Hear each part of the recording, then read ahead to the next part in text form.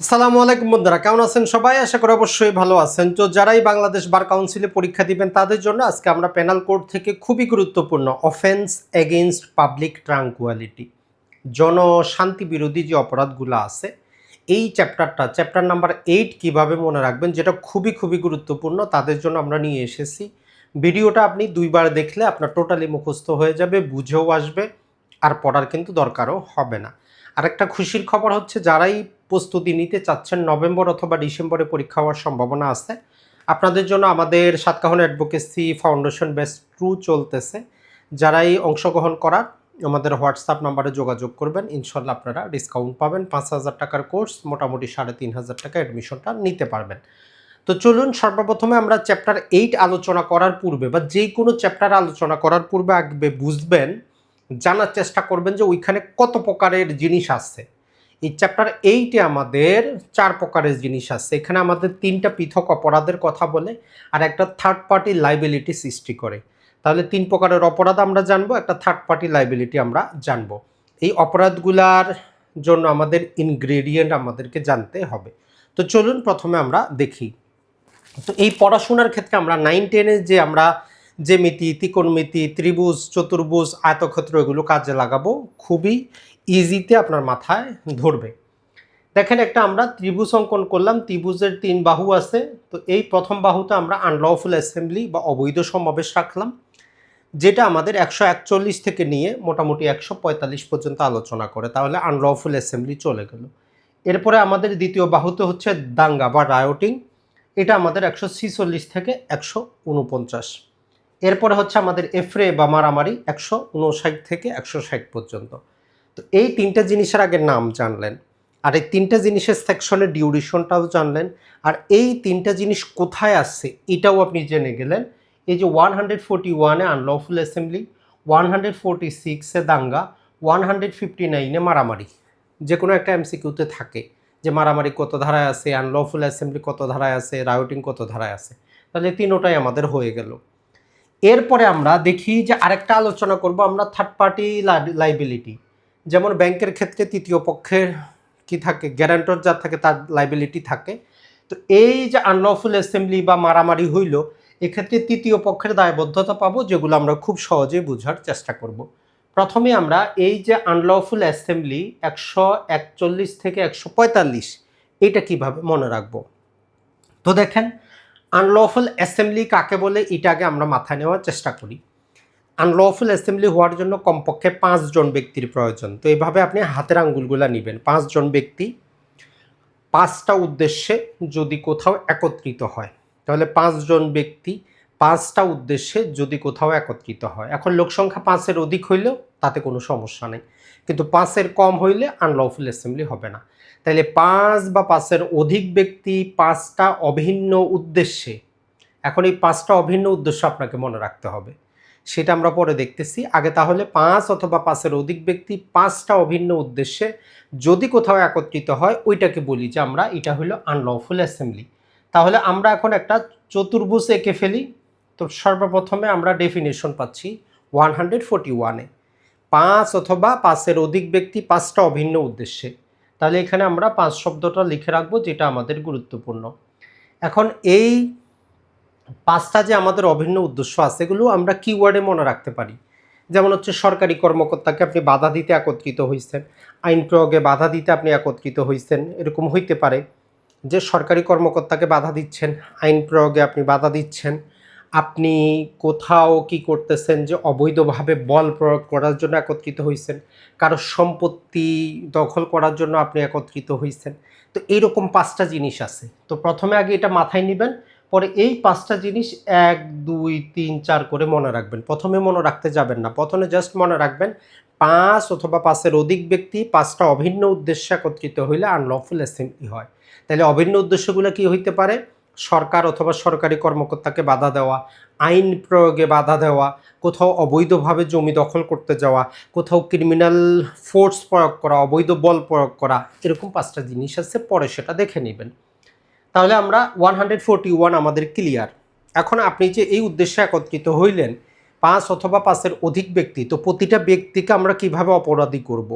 তো এর জন্য সর্বপ্রথম 142 বলতেছে ওই যে সমাবেশে যারা অংশগ্রহণ করলো 5 বা 5-এর অধিক ব্যক্তি, এরা যদি জানে, এদের যদি নলেজ থাকে, ইন্টেনশন থাকে যে কি উদ্দেশ্যে তারা সেখানে যাচ্ছে, একত্রিত হচ্ছে, অর্থাৎ জেনে বুঝে আপনি যদি ওই 5 অথবা 5-এর অধিক যেই ব্যক্তির সমাবেশ সেখানে একত্রিত হন, সেখানে অবস্থান করেন, তাহলে 142 বলতেছে আপনি অবৈধ সমাবেশের দলভুক্ত হইলেন। কারণ আপনি তো এই অজুহাত নিতে পারেন যে আমি জানতাম না তারা কি উদ্দেশ্যে সেখানে আসছে, তাহলে আপনি পার পেতে পারেন। তো কন্ডিশন হচ্ছে আপনি জানবেন, মানে অবৈধ সমাবেশের দলভুক্ত হবেন। 142। 143-এ বলে যে সাধারণ শাস্তি। শাস্তিটা কি প্রথমে মনে রাখবেন না, রাখার দরকারও নেই। 144-এ বলে যদি ওই সমাবেশে আপনি কি করেন, মারণাস্ত্র, পিস্তল, বড় বড় দা, যেগুলো দিয়ে মানুষের জীবন নিয়ে যাওয়া যাবে, যেগুলোকে আমরা মারণাস্ত্র বলতেছি, এগুলা সহ যদি আপনি সেই সমাবেশে যান তাহলে আপনার শাস্তিটা বেড়ে যাবে। এরপরে হচ্ছে যে একটা সমাবেশকে অবৈধ সমাবেশ ঘোষণা করা হয়েছে, তারপরেও আপনি সেখানে অবস্থান করতেছেন অথবা আপনি সেখানে নতুন করে যোগ দিচ্ছেন, তাহলে এই আনলফুল অ্যাসেম্বলির 5টা সেকশন আপনি আয়তক্ষেত্রের ভিতরে নিয়ে খুব সুন্দর করে মনে রাখতে পারতেছেন। আরেকবার চিন্তা করেন, 5 অথবা 5-এর অধিক ব্যক্তি 5টা অভিন্ন উদ্দেশ্যে যদি একত্রিত হয় তাহলে তারা আনলফুল অ্যাসেম্বলি করলো। আনলফুল অ্যাসেম্বলির প্রতিটা সদস্যকে আমরা অপরাধী করার জন্য 142-এ বলি যে দলভুক্ত হইতে হবে, মানে আপনি জেনে বুঝে যদি সেখানে যান বা অবস্থান করেন তাইলে আপনি আনলফুল অ্যাসেম্বলির সদস্য হইলেন। 143-এ বলে সাধারণ শাস্তি, 144-এ বলে মারণাস্ত্র সহ গেলে শাস্তি, 145-এ বলে যে ছত্রভঙ্গ হওয়ার আদেশ দেওয়ার পরেও যদি আপনি অবস্থান করেন অথবা যোগ দেন তাইলে আপনার শাস্তি। তাইলে আনলফুল অ্যাসেম্বলি আমাদের ক্লিয়ার। এখন চলে আসি আমরা আমাদের দাঙ্গা। দাঙ্গা বা রায়োটিং। তো বলতেছে যে দাঙ্গা বা রায়োটিং নিজে কিছু না, এটা হচ্ছে ওই যে আনলফুল অ্যাসেম্বলি, ওই 5 অথবা 5-এর অধিক ব্যক্তি যে 5টা উদ্দেশ্যে একত্রিত হয়েছিল, তখন যদি তারা কি করে, বল প্রয়োগ করা শুরু করে, তখন যদি তারা আক্রমণ করা শুরু করে, হিংসতা শুরু করে, তখন ওই সমাবেশটাকেই আমরা বলবো যে তারা দাঙ্গা শুরু করেছে। তাহলে দাঙ্গা নিজে কিছু না। দাঙ্গার জন্য কতজন লোক দরকার? 5 অথবা 5-এর অধিক, মানে 141-এর এই কন্ডিশন ফুলফিল হইতে হবে। তাহলে 5 বা 5-এর অধিক ব্যক্তি যখন কি করবে, বল প্রয়োগ করবে, আক্রমণ করা শুরু করবে, তখন ওইটাকে আমরা বলবো যে তারা দাঙ্গা শুরু করলো। মনে রাখবো কিভাবে? 146 অবৈধ সমাবেশ যদি বল বা হিংসতা প্রদর্শন করে তাইলে দাঙ্গা। দাঙ্গার অংশগ্রহণের সাধারণ শাস্তি, মারণাস্ত্র সহ অংশগ্রহণ করলে শাস্তি। আর এই 149-এ বলতেছে যে আমাদেরকে এই যে আনলফুল অ্যাসেম্বলিতে যতজন সদস্য আছে এরা যদি জানে কি জন্য আসছে, মানে 142-এ যখন আপনি দলভুক্ত হইলেন তখন সেখান থেকে যদি কোনো একটা কাজ করে, ওই যে তাদের অভিন্ন লক্ষ্য বাস্তবায়নের জন্য সবাই মিলে কাজ করে, অথবা যে কোনো একজনও যদি কাজ করে, এর জন্য প্রতিটা সদস্য দায় থাকবে। এটাকে আমরা বলি যে কমন অবজেক্ট।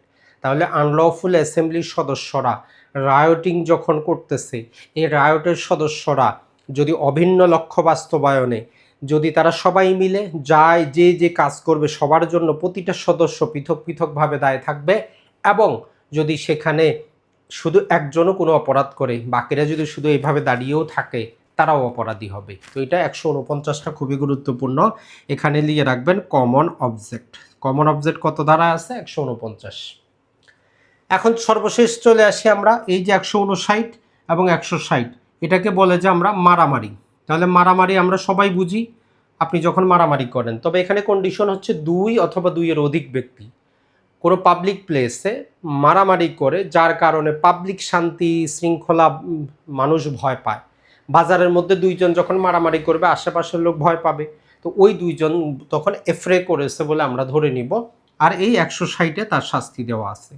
প্রথম অবস্থায় আপনার শাস্তি মনে রাখার দরকার নাই, প্রথমে জাস্ট আপনি এই 3টা জিনিস আগে মাথায় নেন। আরেকবার রিক্যাপ করে দেই আমরা, 5 বা 5-এর অধিক ব্যক্তি 5টা অভিন্ন উদ্দেশ্যে একত্রিত হইলে আমরা আনলফুল অ্যাসেম্বলি বলতেছি। আনলফুল অ্যাসেম্বলিতে যে যারা অংশগ্রহণ করতেছে এরা যাতে অজুহাত নিতে না পারে, 142 বলতেছে যখন আপনি জেনে শুনে বুঝে কি উদ্দেশ্যে তারা একত্রিত হচ্ছে জানলেন, তখন আপনি আনলফুল অ্যাসেম্বলির সদস্য হইলেন। এরপরে আপনি সাধারণ শাস্তি, মারণাস্ত্র সহ গেলে শাস্তি, ছত্রভঙ্গ হওয়ার আদেশ দেওয়ার পরেও থাকলে শাস্তি। আর আনলফুল অ্যাসেম্বলির লোকেরা যখন বল প্রয়োগ শুরু করবে, যখন হিংসতা প্রদর্শন করবে, তখন আমরা বলবো দাঙ্গা। দাঙ্গার সাধারণ শাস্তি, মরণাস্ত্র সহ গেলে শাস্তি। আর প্রতিটা সদস্য দায়ী থাকবে, ওই সদস্যরা অভিন্ন লক্ষ্য বাস্তবায়নে যে অপরাধ করবে সবাই দায়ী থাকবে। পাবলিক প্লেসে 2 বা 2-এর অধিক ব্যক্তি মারামারি করে যদি পাবলিক শান্তি ভঙ্গ করে, তাহলে এফরে করেছে বলে আমরা ধরে নিব। তো এখন আসি আমরা থার্ড পার্টি লাইবিলিটি, তৃতীয় পক্ষ জিম্মাদার। খুবই ইজি, মোটামুটি 9টা সেকশন আছে, 9 লাইনে মনে রাখতে পারবেন। শাস্তিটা প্রথমে জানার দরকার নেই।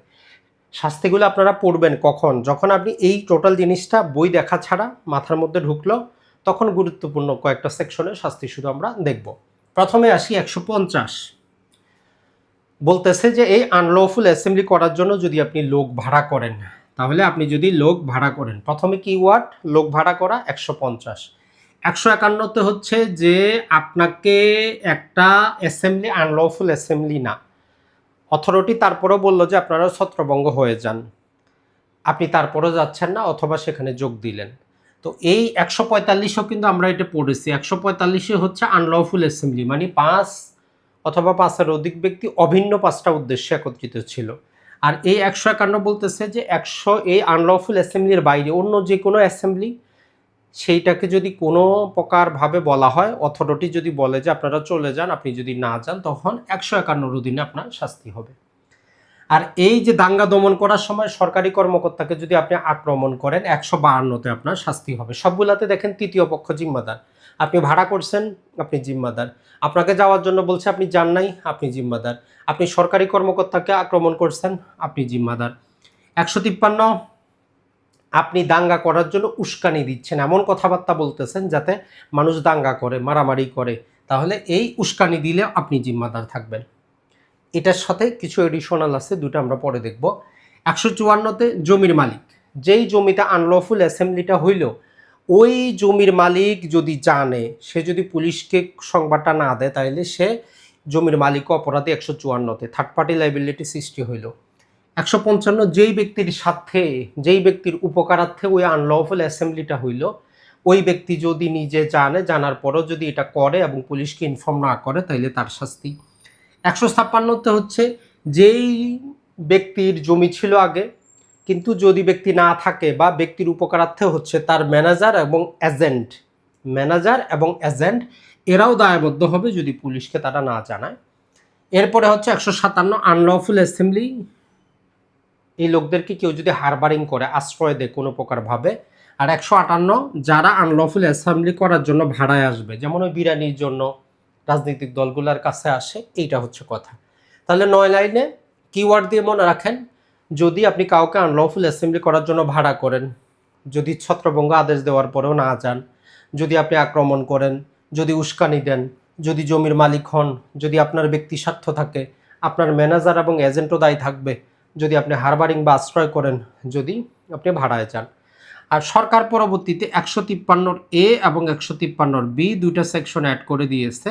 153 এ হচ্ছে যদি আপনি কোনো একাধিক শ্রেণীর মধ্যে, যে কোনো প্রকার শ্রেণীর মধ্যে দ্বন্দ্ব লাগানোর জন্য উস্কানি দেন, কথাবার্তা বলেন, লিখিত হোক, মৌখিক হোক, যে কোনো ভিজিবল রিপ্রেজেন্টেশনের মাধ্যমে যদি এমন আচরণ করেন যে একাধিক শ্রেণীর মধ্যে, গরিব ধনীর মধ্যে, ব্যবসায়ী, মাছ ব্যবসায়ী, গরু ব্যবসায়ীর মধ্যে, অর্থাৎ একাধিক সমাজের একাধিক শ্রেণীর মধ্যে যদি আপনি কি করেন, যদি উস্কানি দেন দাঙ্গা করার জন্য, তাইলে 153 এর অধীনে অপরাধী হবে। আর 153 বি হচ্ছে এই যে রাজনৈতিক কাজে যদি ছাত্রদেরকে আপনি অংশগ্রহণ করে জনসাধারণের শান্তি শৃঙ্খলা ভঙ্গ হবে এরকম করার জন্য আপনি উস্কানি দেন, নিয়ে আসেন, তাইলে 153 বিতে আপনি অপরাধী হবেন। তাহলে দেখেন যে এই যে টোটাল আপনার যে একটা ভয় ছিল যে পাবলিক ট্রাঙ্কুয়ালিটি, জনশান্তি বিরোধী যে অপরাধের এতগুলা সেকশন কিভাবে পড়ব, আগে আপনি এটা 2 বার দেখে এটা মাথায় নিয়ে নেন। এরপরে শাস্তিগুলা, তো এরপরে কোন শাস্তিটা মনে রাখবেন দেখেন। এরপরে এই যে আনলফুল অ্যাসেম্বলিতে অংশগ্রহণ করলে সাধারণ শাস্তিটা আপনার মনে রাখার দরকার নেই, আপনি মনে রাখবেন মারণাস্ত্র সহ যদি আপনি অংশগ্রহণ করেন, যেই শাস্তি হবে 144টা। এরপরে হচ্ছে যে দাঙ্গা করার ক্ষেত্রেও আপনি যখন 148-এ মারণাস্ত্র সহ অংশগ্রহণ করবেন, 149-এ যখন কমন অবজেক্ট থাকবে, এটা আপনাকে জানতে হবে। আর এই যে জমির মালিক ছিল তাকে 1000 টাকা পর্যন্ত ম্যাক্সিমাম জরিমানা করা যায় যে ব্যক্তি স্বার্থে হয়েছে সেটাও শুধু অর্থদণ্ড, অ্যামাউন্ট উল্লেখ নাই। ম্যানেজারটাও শুধু অর্থদণ্ড, অ্যামাউন্ট উল্লেখ করা নাই। এই কয়েকটা জিনিস মনে রাখলেই কিন্তু আমাদের জন্য যথেষ্ট। আর হচ্ছে 153 এ, এইটা যেহেতু পরবর্তীতে যুক্ত করা হয়েছে, গুরুত্বপূর্ণ, এটা মনে রাখবেন। এই কয়টা শাস্তি মনে রাখলেই যথেষ্ট। তো যারাই আমাদের সাতকাহন অ্যাডভোকেসিতে অ্যাডমিশন নিতে চান, আপনারা সময় ক্ষেপণ না করে এখন থেকে চলে আসেন, প্রস্তুতিটা নেওয়া শুরু করেন। আশা করি উপকৃত হবেন। ভালো থাকবেন, সুস্থ থাকবেন। আসসালামু আলাইকুম।